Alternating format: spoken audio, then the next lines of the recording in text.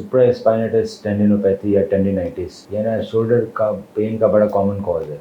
हमारी एक मसल होती है सुप्रास्पाइनेटस, जिसका काम होता है कंधे को उठाना। तो अगर हम इस पर्टिकुलर मसल की एक्सरसाइजेज नहीं कर रहे, हम जिम में जा रहे हैं, डेल्टॉइड की एक्सरसाइज कर रहे हैं, तो इसमें डैमेज आ सकता है। कुछ लोगों को जल्दी आता है, कुछ लोगों को लेट आता है, आएगा ज़रूर अगर आप इसकी पर्टिकुलर एक्सरसाइज नहीं करें। तो हमारी बेसिकली ये इन्फ्लेमेशन हो गया। ये टेंडिनाइटिस टीयर के पहले का सिम्टम है। पहले टेंडिनाइटिस होती है, उसको हमने ठीक नहीं किया तो टीयर में कन्वर्ट हो जाती है। सो वो इसलिए हुई क्योंकि हमारी पर्टिकुलर मसल वीक थी, वो वीक मसल की वजह से वो टेंडन में हमारे प्रॉब्लम आने लगी। अब इसको हील करने का तरीका रहता है कि जैसे बाकी हमारी बॉडी में सब चीज़ें हील होती है ब्लीडिंग से, ब्लड से। कट लगेगा तो ब्लीडिंग होगी, क्लॉट आएगा, नैब तो भी आ जाएगी। सो टेंडिनाइटिस भी ब्लड से ही ठीक हो सकती है। एक तरीका रहता है कि आपके ब्लड से हमने पीआरपी निकाला, प्लेटलेट्स प्लाज्मा, वो इधर इंजेक्ट किया शोल्डर में 3 बार। ब्लड में हमारे प्लेटलेट्स प्लाज्मा रहते हैं जो इसको रिपेयर कर सकते हैं। अब रिपेयर का असर तभी आएगा जब आप एक्सरसाइज करोगे, क्योंकि वीक तो तभी होगा ना क्योंकि हमने रोटेटर कप एक्सरसाइज नहीं की। तो हम आपको हर बार एक्सरसाइज सिखाते रहेंगे, 1.5 महीने में ठीक हो जाएंगे। एक्सरसाइज छोड़नी नहीं है। जो बहुत अच्छे एलिट बॉडी बिल्डर्स होते हैं ना, एथलीट होते हैं, वो शोल्डर का वार्म अप कर रहे होते हैं थेराबैंड से, डंबल से, उससे पुलिस से। वही सेम कुछ इस तरह की एक्सरसाइज। तो वही एक्सरसाइज हमें शोल्डर की, जिस दिन आपका जिम का दिन है उस दिन इनकॉर्पोरेट कर दो। 15-20 मिनट का वार्म अप है, जिंदगी भर ठीक रहेगा। एक में प्रॉब्लम है, दूसरे में आ सकती है, एक्सरसाइज दोनों में करनी है। ये चीज़ तो 100% ठीक हो जाएगी और फ्यूचर में भी कभी नहीं आएगी अगर हम एक्सरसाइज रेगुलरली। उस लेवल तक पहुंचने में आपको सिखाना पड़ेगा 3-4 बार। हर जगह तो हीलिंग हो जाती है, चमड़ी में हीलिंग, चमड़ी में चोट लगी हीलिंग हो गई, हड्डी टूटी हीलिंग हो गई। अब शोल्डर और नी जॉइंट में अगर चोट लगती है तो हीलिंग नहीं हो रही।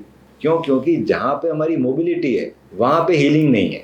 नेचर ने हीलिंग क्यों छीन ली जहाँ पे मोबिलिटी है? क्योंकि हीलिंग हमारी क्लॉट बनने से होती है। हीलिंग हमारी बिना क्लॉट बने नहीं हो रही। मैकेनिज्म ही ऐसा है कि थक्का जमेगा खून का तभी हीलिंग होगी, थक्का नहीं जमेगा तो हीलिंग नहीं होगी।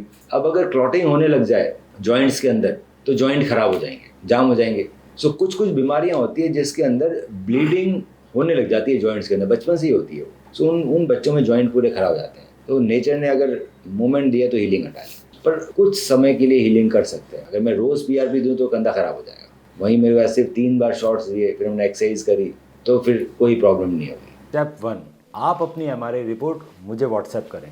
स्टेप 2, मैं आपकी एमआरआई रिपोर्ट को डिटेल में स्टडी करके बताऊंगा कि क्या हम आपको बिना सर्जरी के ठीक कर सकते हैं या फिर हमें सर्जरी करने की ज़रूरत है, एसीएल इंटरनल ब्रेस सर्जरी, और आपके नी में एसीएल के अलावा और क्या क्या समस्याएं हैं और उसे हम कैसे ठीक कर सकते हैं। स्टेप 3, जब आप मुझसे मिलने आएंगे तो मैं आपके नी का डिटेल्ड फिजिकल एग्जामिनेशन करूंगा। आपकी फिल्म्स को डिटेल में देखा जाएगा और उसको देखते हुए आपसे ट्रीटमेंट ऑप्शंस डिस्कस किए जाएंगे। आपके जितने भी सवाल हैं उन सभी का मैं जवाब दूंगा।